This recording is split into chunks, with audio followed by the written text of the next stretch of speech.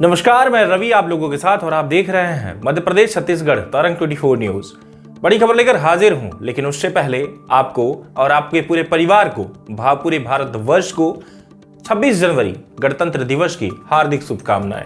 तरंग 24 न्यूज की तरफ से और तरंग 24 न्यूज टीम की तरफ से सभी के परिवार को गणतंत्र दिवस की हार्दिक शुभकामनाएं।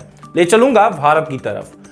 मध्य प्रदेश हो या छत्तीसगढ़ हो, जिस तरीके से आज झंडारोहण हो रहा, एक खुशियों का कहीं ना कहीं वर्चस्व बना हुआ है, क्योंकि आज 26 जनवरी है। आज ही के दिन संविधान जो है भारत में लागू हुआ था। हमारे भारत का संविधान सबसे उच्चतम संविधान माना जाता है। भारत का संविधान को लेकर के अगर बात की जाए, कई देशों से एक एक अनुच्छेदों को लेकर के हमारा पूरा संविधान बनाया गया, जहां बाबा साहब अंबेडकर, भीमराव अंबेडकर के द्वारा यह संविधान रखा गया।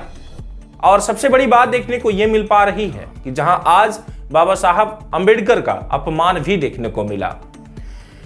सबसे बड़ी बात देखी जा रही कि भीमराव अंबेडकर का आज अपमान कहां देखा गया, तो मैं बताता चलूं कि मध्य प्रदेश में सीधी जिला अंतर्गत पड़खुरी क्रमांक 2 में जहां आज वाद विवाद की स्थिति सिर्फ तस्वीरों को लेकर के पैदा हुई, जहां देखा गया कि बिरसा मुंडा की तस्वीर और यह भी देखा गया कि वहां पर भीमराव अंबेडकर की तस्वीर तो रखी गई, लेकिन महात्मा गांधी की तस्वीर को लेकर के झगड़ा हो गया, यहां तक कि वाद विवाद की स्थिति पैदा हो गई।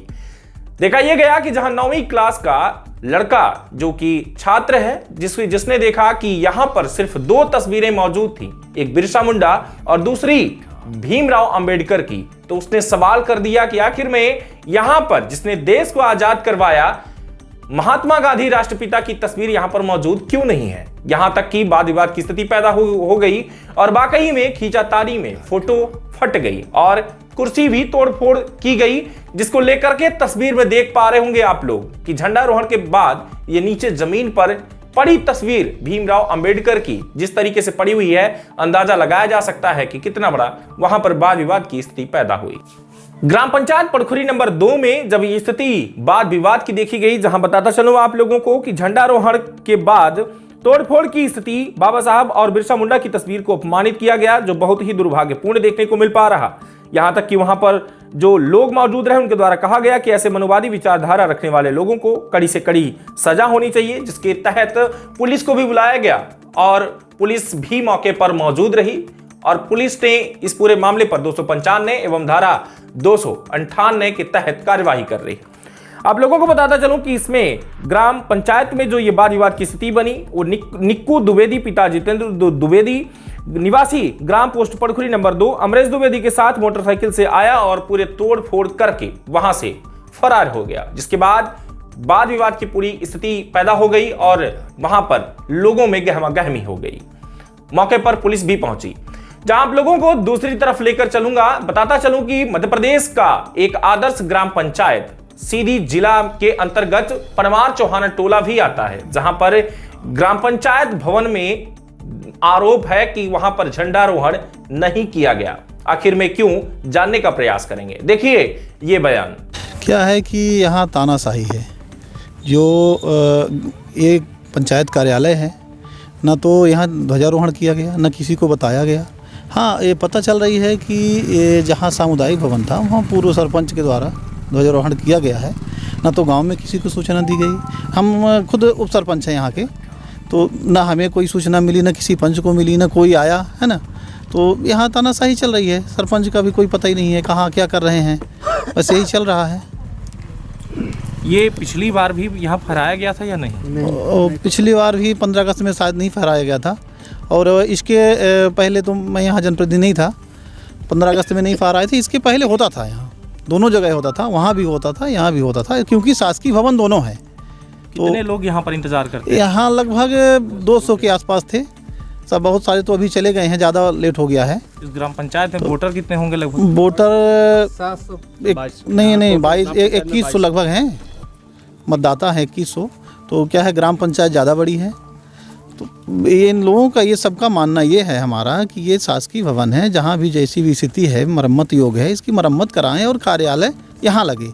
ग्राम सभा इधर भी हो उधर भी हो, दोनों तरफ की जनता है ना। तो ये तानाशाही के चलते सब गड़बड़ हो रहा है। ये निरस्त तो नहीं हुआ अभी? निरस्त नहीं हुआ है, अभी ये रनिंग में है। यहाँ अभी चुनाव हुआ है, पंचायत का चुनाव हुआ था, जनपद वाला हुआ था, और ये उप सरपंच का जो भी चुनाव है यहीं पे होता है। ये पोलिंग बूथ ही है पूरा। क्या नाम है आपका? सुरेश शुक्ला। पद आपको? मैं उप सरपंच हूँ यहाँ का। बताता चलूं कि ग्राम पंचायत के उप सरपंच के द्वारा जो आरोप लगाए गए उस पर सरपंच से भी बात की गई। हालांकि सामुदायिक जो भवन है जहां ग्राम पंचायत, नई ग्राम पंचायत बनाई गई, जहां पर सारी चीजें उपलब्ध हैं, और वहां पर झंडारोहण भी किया गया। जहां आप देख पा रहे होंगे ग्राम पंचायत परमार चौहान टोला के सामने ये तिरंगा आपको दिखाई दे रहा होगा। और साथ में ही ग्राम पंचायत भवन को लेकर के जब बात की गई तो सरपंच के द्वारा बताया गया, जहां सरपंच ने बताया कि ग्राम पंचायत भवन वो पुराना है जो कि खंडहर के रूप में पड़ा हुआ है, जो लगभग आज करीब 7-8 साल से निरस्त हो चुका है, जिसको लेकर के वहां पर कोई भी अब ना ही मीटिंग हॉल बना हुआ है, ना मीटिंग होती है, और ना ही वहां पर अब झंडारोहण होता है। लेकिन ग्रामीण जन वहां पर इंतजार करते रहे। इसको लेकर के उसने कहा कि हम लोग यहां इंतजार कर रहे थे, जिन व्यक्तियों को जानकारी नहीं थी वो लोग वहां इंतजार कर रहे थे। देखिए ये ग्राम पंचायत परमार चौहान टोला सरपंच का बयान।